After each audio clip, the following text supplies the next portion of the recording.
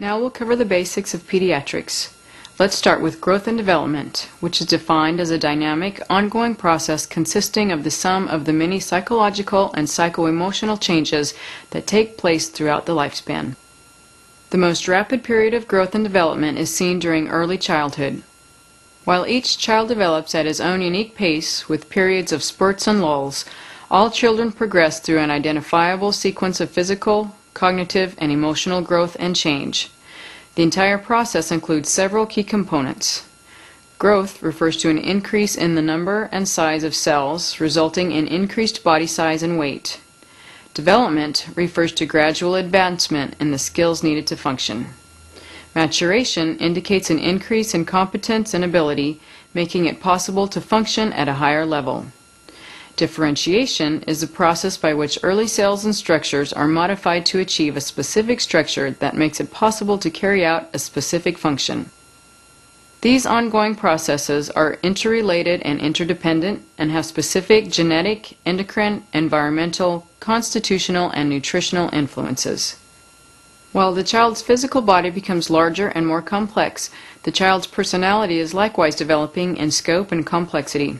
In a nutshell, growth is about quantitative changes, or size, while development is about qualitative changes, or functional abilities.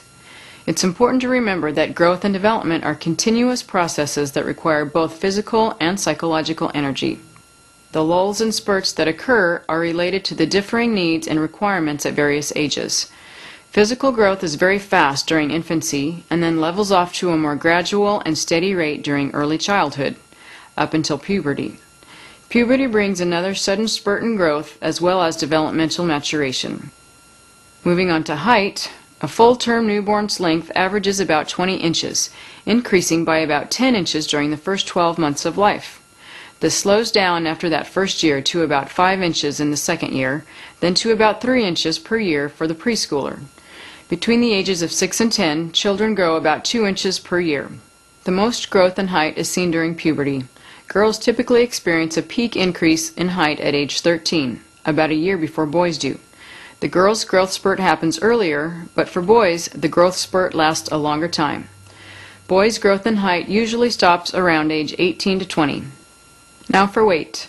Most full-term newborns weigh between 5 and 9 pounds at birth. Birth weight doubles in the first 4 to 7 months, with an average weekly weight gain of 5 to 7 ounces. By the time the baby is 1 year old, the birth weight is tripled. Toddlers, preschoolers, and school-aged children all gain about 4.5 to 6.5 pounds each year. With the growth spurt at puberty comes a period of rapid weight gain, in all an average of 38 pounds for girls and 52 pounds for boys. Bone development is totally completed by the early 20s, when the epiphyses and diaphyses of the long bones are fused. Tooth formation is already in progress at birth. In fact, tooth buds appear at 11th week of fetal development. The permanent teeth are developing as well. At about 6 months of age, teething begins when the lower central incisors erupt. The typical pattern is the 2 upper central incisors appear next, although this can vary. Many children will have 6 teeth by age 1 and all 20 primary teeth by the time they are 2. Motor development moves in a head-to-toe or cephalocaudal pattern. For example, babies are first able to control their eyes to track an object, then later can move the head from side to side. They have control over the head before getting control of the trunk or the extremities. They can sit upright before standing and have control over their hands before they have control of their feet. In addition, motor development progresses in a proximodistal pattern, that is, from the center of the body, out to the extremities. Here are 2 important terms to remember. Prehension, this is the ability to pick up an object using the fingers and thumb in a pincer grasp, and locomotion, the ability to walk upright without support. Growth dimensions that we measure include weight, height or length, and head circumference. These measurements are tracked over a time and plotted on standardized growth charts to determine the normal pattern for an individual child and to compare the child's progress with standardized norms.